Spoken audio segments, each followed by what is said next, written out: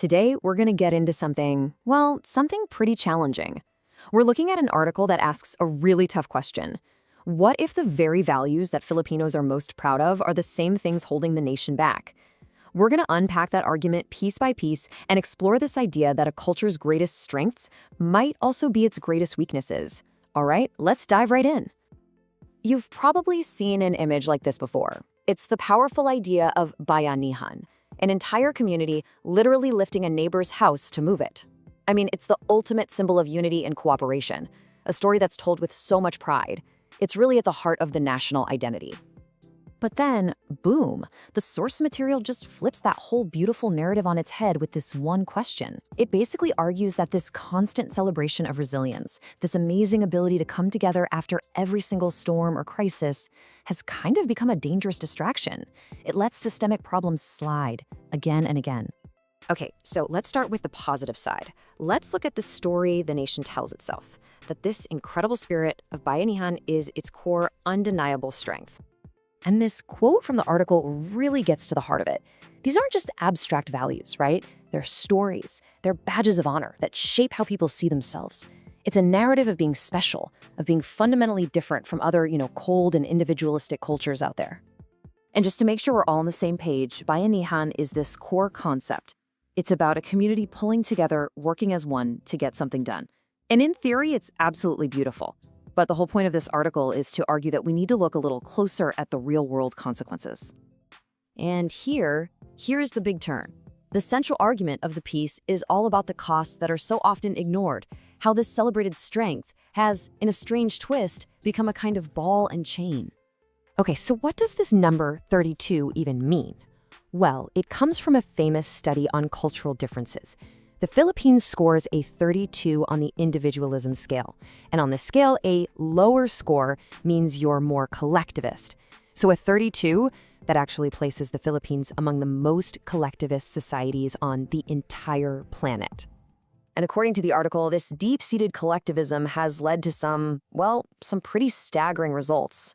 Just look at these stats. 60% of science and tech graduates leave the country. A massive 70 to 80% of political jobs are held by the same families, generation after generation. And a full 10% of the entire population has to find work overseas. Now this number, $38.34 billion, that's the record amount of money sent home by overseas Filipino workers in 2024.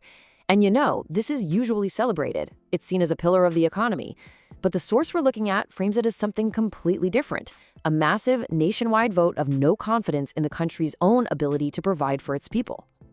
So here's the really tricky part the article points out. It's how these positive values can sometimes go sour. It highlights 4 key things. First, the crab mentality, where instead of celebrating success, people try to pull down high achievers.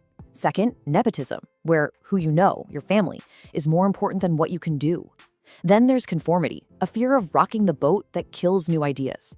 And finally, utang na loob, this idea of a debt of gratitude being twisted to enable corruption. So, how did things get this way?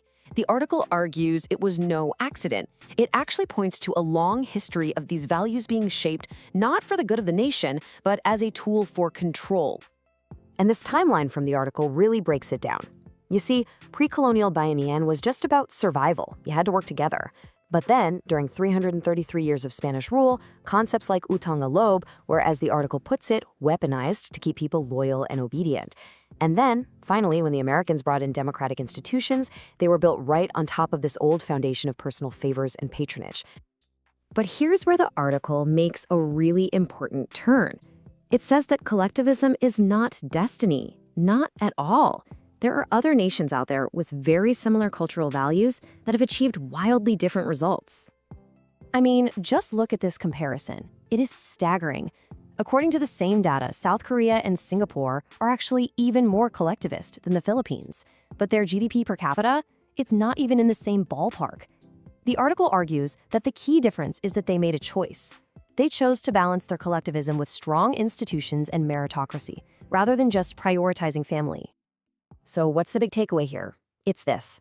The problem isn't collectivism itself. The problem, according to this source, is the failure to balance it. The failure to pair it with a fierce, unwavering commitment to strong institutions, to rewarding merit, and to national goals that are bigger than any one family or group. All right, so this all leads us to the final and maybe the most important part of the article. It frames this moment right now as a critical turning point, a choice that has to be made. And the source uses this powerful image of a forked road to say, look, the country is standing at a crossroads. We can't pretend these two different paths don't exist anymore. In fact, a choice is being made, consciously or not, every single day. And here are the two choices, laid out in brutally honest terms. On the one hand, you can keep doing what you're doing. And the article says that leads to more brain drain, more dynasties, and endless poverty. Or you can choose the other path, a path that requires a huge shift towards meritocracy and strong institutions, but one that leads to shared prosperity. So how do you get on that better path? Well, the article doesn't just diagnose the problem, it suggests some solutions. 3 big steps. First, demand education that actually teaches critical thinking, not just obedience. Second, actively support systems based on merit, on what people can do, not who they know. And third, and this might be the hardest one, is to personally make the choice to put rules ahead of relationships. And this really brings it all home with this one powerful quote. Culture isn't some fixed thing that's set in stone. It's not something that just happens to you. We are the collective. The article argues that people have the power to decide what their values are and which ones they want to carry into the future. And it leaves us with this final, really provocative thought. At the end of the day, the question isn't whether change is possible. The knowledge of what to do is out there. The real question is one of courage. Do people have the guts to do it? The guts to challenge these deeply held beliefs, to have some very uncomfortable conversations, and to truly demand a better future?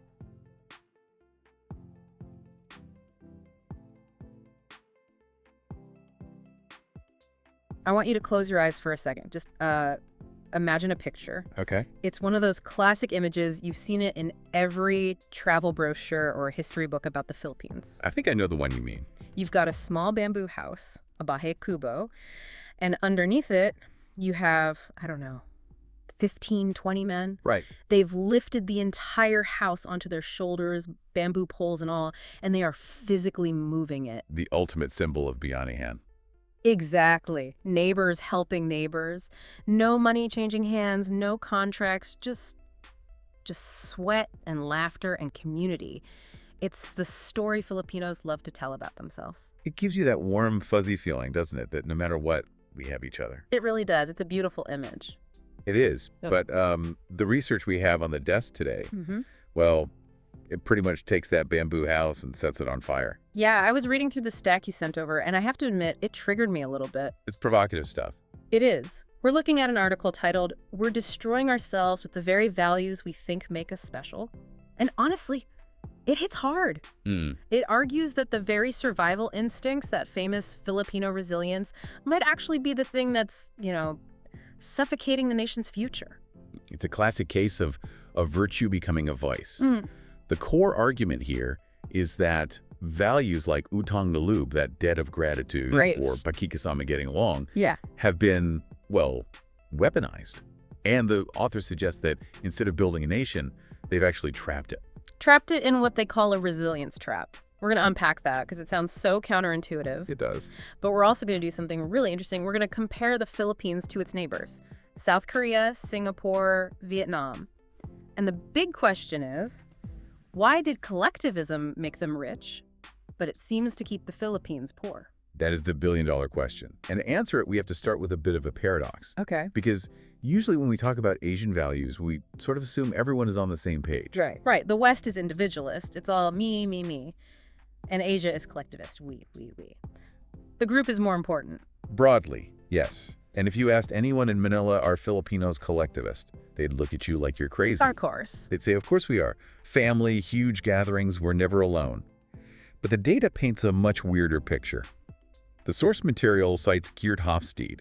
He's basically the godfather of this kind of cultural research. Okay, I looked at this chart and I was confused. On the individualism versus collectivism scale, the Philippines scores a 32. Right. Is that a passing grade? Is that high? Low? What does 32 even mean? So on this scale, a high score means you're an individualist. The USA, for example, is a 91. Okay. A low score means you're collectivist. So a 32 puts the Philippines firmly on the collectivist side.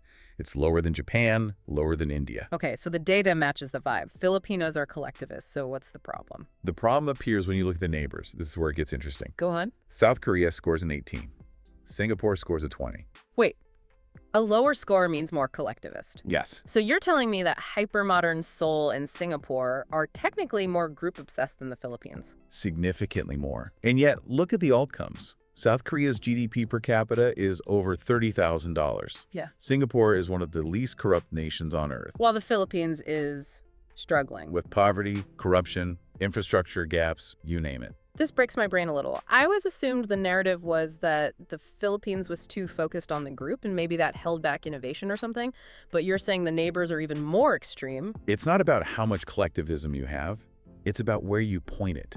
This is the key insight from this deep dive. Where you point it. In places like Singapore or Korea, that collectivism was channeled into what sociologists call institutional collectivism. Institutional collectivism, meaning loyalty to the flag, the company. Loyalty to the abstraction, loyalty to the nation, loyalty to the rule of law, to the corporation.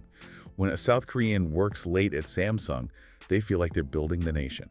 And in the Philippines, The source argues it's in-group collectivism.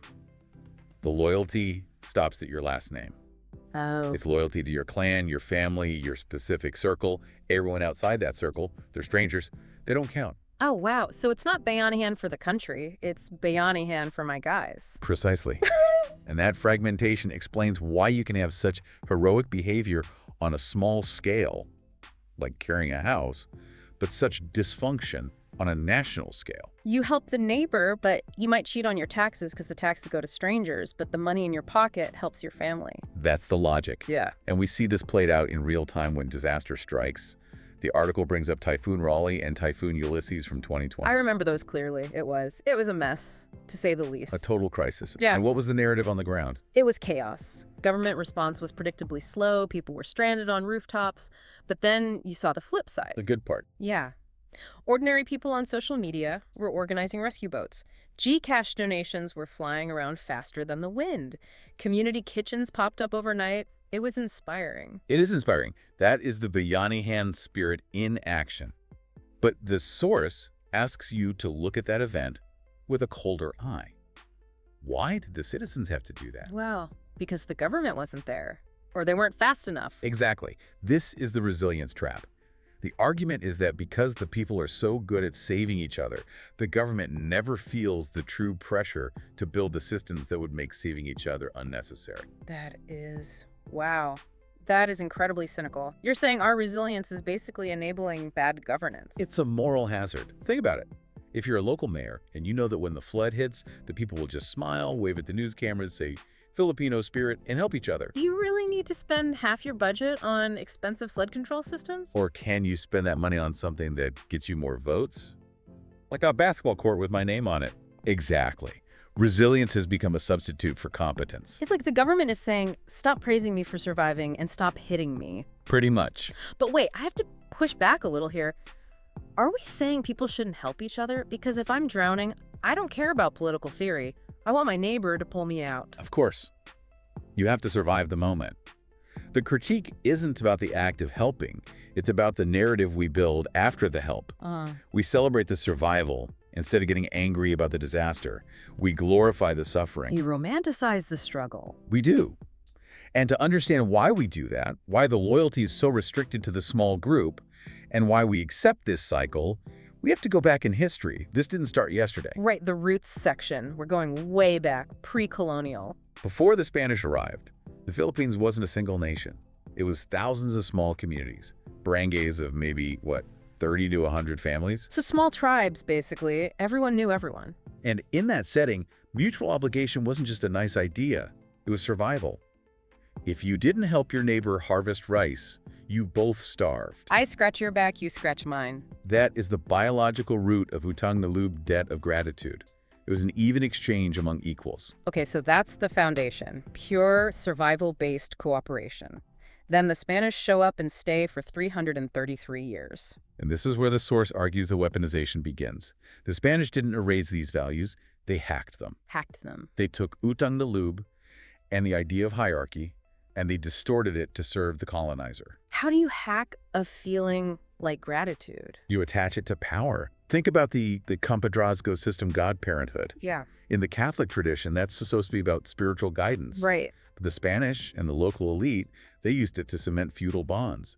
If a rich landlord becomes the godfather to a tenant farmer's child, what happens? The dynamic shifts. The farmer is indebted for life. You can't exactly negotiate wages with your child's ninong. Exactly. Yeah. It turned gratitude into a chain. It created a vertical debt that could never be repaid. You are always, you feel shame if you go against the patron. So utang na loob went from I help you, you help me, to I own you because I did you a favor. That's the shift. And then fast forward to the Americans. They come in, they set up public schools, bureaucracy, elections, all these democratic institutions, but they place them right on top of this feudal patronage mindset. So you have the hardware of democracy, voting, Congress, mayors, but the software is feudalism. That is a perfect way to put it. The source points out that even today, people often don't vote based on policy platforms. They don't vote for a party because of their stance on taxes. No, they vote for the person who did them a favor. The guy who paid for the funeral expenses. Yeah. Or the ninong of your cousin. The source mentions a study showing that kinship networks are the single biggest predictor of election results. It's family first applied to national leadership. Which explains why political dynasties are so huge. The article says, 70 to 80% of positions are held by dynasties. That's wild. That's not a democracy. That's a family business. It's an overwhelming majority. But if the culture says, trust only your blood, then of course you pass the governor's seat to your son. It's not seen as corruption by the family. It's seen as protecting the clan. But the cost of this, I mean, you can't run a modern economy on, my cousin is a nice guy. No, you can't. And this is where we get into the psychology of it. This section of the research was fascinating because it touches on something called psikologiyang Filipino psychology. I've heard of this. It centers on kapwa, right? Yes, kapwa.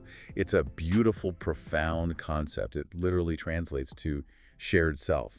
It means recognizing that the other person is not just other, they are part of you. That sounds great. That sounds like the solution, actually. So where did it go wrong? The source argues that under the pressure of colonization and scarcity, kapwa got twisted into mere conformity. It became pakikisama. Getting along. But in practice, it often means don't rock the boat. Don't stand out, don't be too smart, don't be too ambitious. Because if you rise above the group, you are making the rest of us look bad. And here come the crabs. The famous crab mentality. You know the analogy. You put one crab in a bucket, it climbs out. You put 10 crabs in a bucket. The one reaching for the top gets pulled back down by the others. It's tragic. The source links this to a scarcity mindset bred by centuries of being under someone else's boot. If resources are limited, your success feels like my loss. Precisely. The article mentions smart shaming as a symptom of this. And oh boy, I have seen this. Oh yeah. You have a kid in class who raises their hand too much or speaks English too well. And what do they get? Hey, di ko na magaling. Oh, so you're the great one then. Exactly. It's a sarcastic slapdown. The source describes gifted students actually hiding their grades or dumbing themselves down just to avoid being socially isolated.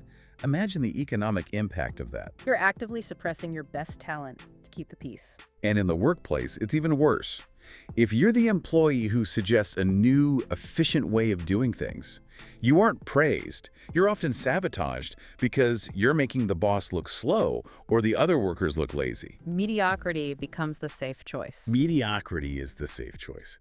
That is depressing. It is. And the economic price tag for this behavior is massive. The source throws out a number. $38.34 billion. That's the remittance number, the money sent home by overseas Filipino workers, OFWs. In 2024, yes, it's about 8.3% of the entire GDP. Now, usually when we talk about OFWs, the music swells. We call them modern-day heroes, and we celebrate that number. Right, it's a point of pride. Look how hard we work. Look how much we contribute. But the source flips that narrative completely upside down. It argues that this $38 billion isn't a badge of honor, it's a vote of no confidence. A vote of no confidence in the Philippines. Think about it. That money represents over 10 million Filipinos who felt they could not survive or thrive at home. The collective, the nation, failed to provide for them, so it exported them. It's like saying, we love you, but go raise someone else's children in Dubai, or serve tables in London so you can feed your own children here. It's heartbreaking. And for the people who stay, they run into the wall of nepotism. The source uses a specific term, kakalilan, basically giving preference to relatives. The Philippines ranks near the bottom of the ASEAN region in labor productivity growth, and the source draws a straight line from kakalilan to that stat. When you hire your godson instead of the qualified engineer, the bridge falls down or the project gets delayed. And the qualified engineer looks at this whole mess, packs his bags, and moves to Australia. The brain drain. 60% of STEM graduates leave the country. That is a staggering loss of human capital. The Philippine tax system educates them, and then other countries reap the benefits. Because if they stay, they hit a ceiling unless they have the right last name. Correct. And this creates a vicious cycle. The best minds leave, so the institutions stay weak, which encourages more corruption, which makes more people leave. Speaking of corruption, let's talk about the public sector. The Philippines is ranked 115th out of 180 countries in Transparency International's Corruption Index. We are behind Vietnam, Indonesia, Thailand. And again, the source doesn't just blame bad people, it blames the cultural values. How does culture cause corruption? I mean, stealing is stealing, right? Put yourself in the shoes of a mid-level manager in a government agency. You see your boss skimming money off a contract. You know it's wrong, but your boss is your compare. Uh-oh. He hired you. He helped pay for your mom's hospital bills last year. Ugh, I see the trap. If I report him, I'm not just a whistleblower. I'm a lautan na lubanin grade. I'm betraying a friend. You would be a social pariah. In a culture where relationships override everything, following the law is actually seen as a betrayal of the person, so the system protects the corruption. It feels like a Gordian knot. Everything is tied to everything else. Family, history, survival, corruption. Honestly, it feels a bit hopeless. Like, how do you fight 400 years of programming? It can feel that way, but the source actually pivots here. It says, it doesn't have to be this way. And this is where we bring the neighbors back in. South Korea and Singapore. Right, because remember, they have similar values, they have hierarchy, they have respect for elders, they have strong families. So what did they do differently? Let's look at South Korea again. South Korea kept the Confucian hierarchy, but they successfully married it with meritocracy in the corporate world. Samsung, Hyundai, LG, these are run like armies, yes, but they demand performance. If you fail, you're out. Even if you are family mostly. They built national champions. They took that loyalty and pointed it at the company's success, which is the nation's success. And Singapore. Lee Kuan Yew is the key figure there. He explicitly said, "We are Asian, we have Asian values." But he was ruthless about corruption.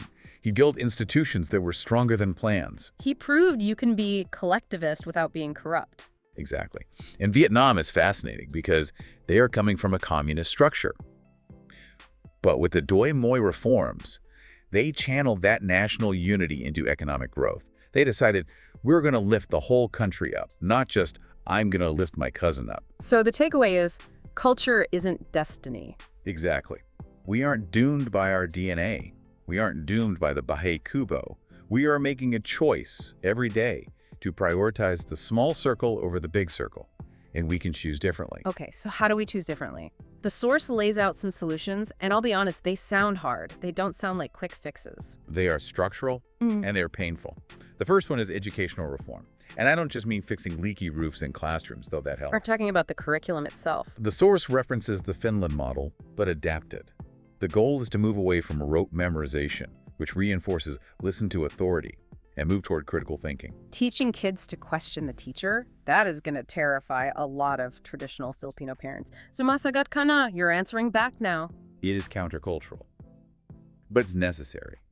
If you raise a child to never question the teacher and never question the priest, they grow up to be a voter who never questions the mayor. You have to break the obedience loop early. You have to train citizens, not subjects. What about the economy? Economic liberalization. This is the anti-protectionism argument. Open the markets. Let foreign competition in. Why does that help with culture? It breaks the monopolies of the local dynasties. If a local family owns the only power company, they have no incentive to improve. They can hire their incompetent cousins and still make money. But if they have to compete with global standards, merit becomes more important than connections. Survival demands competence. Exactly. And politically, decentralization, genuine federalism. The argument is that right now everyone has to go to Manila to beg for funding. That reinforces the patron system. The president as the ultimate godfather. But if you force the regions to generate their own income and manage their own budget, they actually have to perform to survive. They can't just rely on loyalty to the palace. Okay, that all makes sense. But then there's the last solution. And the source argues this is the most important one. It's on you, the individual listener. This is the behavioral change. It's the hardest because it requires personal bravery. It means engaging in what I'd call micro-rebellions. What does a micro-rebellion look like on a Tuesday morning? It means saying no to a favor that you know is wrong, even if it's your Tito asking. It means calling out nepotism when you see it in your own office. It means not laughing at the smart-shaming joke. Exactly. It means defending the crab that is trying to climb out. It's redefining what it means to be a good Filipino. Is a good Filipino someone who helps his cousin hide a crime? Or is a good Filipino someone who demands a fair system for everyone? It really challenges that image we started with. The house on the shoulders? Maybe. Maybe we need to put the house down for a second and check if the foundation is rotten. Or maybe we need to realize that Bayanihan shouldn't be a coping mechanism for failure. It should be the foundation for success. The source puts it beautifully. We are at a crossroads. We can keep celebrating our resilience, keep smiling while wading through floodwaters. And just accept that suffering is our lot in life. Or we can redefine kapwa. We can decide that true care for the community means building systems that work. It means demanding that the disaster stops happening. It's a heavy shift from we survive together to we build together. Yes, and I think the final provocative thought from the source is something I want every listener to sit with. What's that? It suggests that our celebrated resilience is actually our biggest weakness because it allows us to tolerate the intolerable. If we weren't so good at suffering, maybe we wouldn't put up with so much. So the question is, are you brave enough to stop being resilient? Are you brave enough to stop fixing the damage and start demanding that the damage stops happening? That is the question. And on that note, we are going to leave you to ponder that. This has been a deep dive into the paradox of Filipino values. A tough topic, but a necessary one. Thanks for listening. Deep question.